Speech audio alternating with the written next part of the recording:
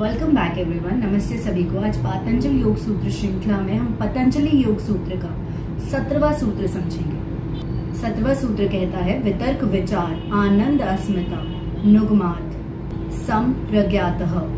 चलिए 17वें सूत्र को समझने से पहले कुछ महत्वपूर्ण शब्दों का अर्थ समझ लेते हैं। जैसे संप्रज्ञा और संप्रज्ञात समाधि क्या होती है, इसका अर्थ क्या होता है समझते हैं। सम का अर्थ होता है पूरी तरीके से, प्र का अर्थ होता है स्पष्टता से, और जना या ज्ञात का अर्थ होता है जानना।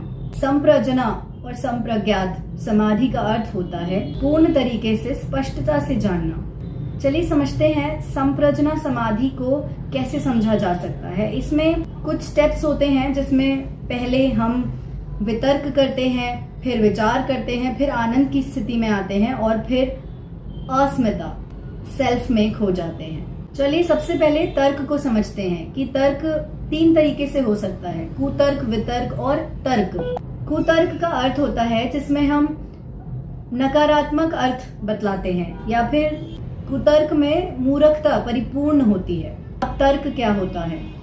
तर्क में बहुत सारे विचार होते हैं जिनका कोई उद्देश्य नहीं होता, जो सही भी हो सकते हैं और गलत भी।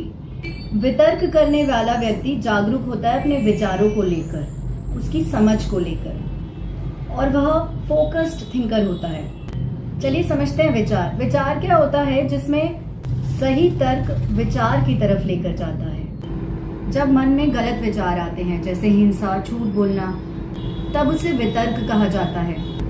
और इसके विपरीत सही विचारों को वितर्क का निवारण माना जाता है। आनंद वह स्थिति होती है जो क्षण भर के लिए होती है।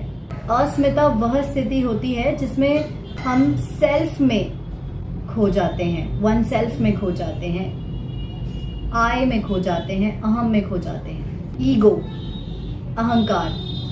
अहंकार सही अहंकार भी होता है और गलत अहंकार भी होता है। जब हमें यह महसूस होता है कि यह कर्म मैंने किया, यह मैंने किया, तो वह गलत अहंकार है।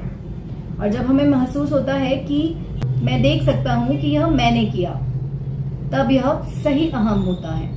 इन सभी शब्दों पर आप सभी जरूर विचार करिएगा। शायद इससे आपका कुछ पर्सनल फायदा ना हो, पर आपके कॉग्निशन स्किल्स, आपके रीजनिंग्स सही दिशा में जरूर जाएंगे।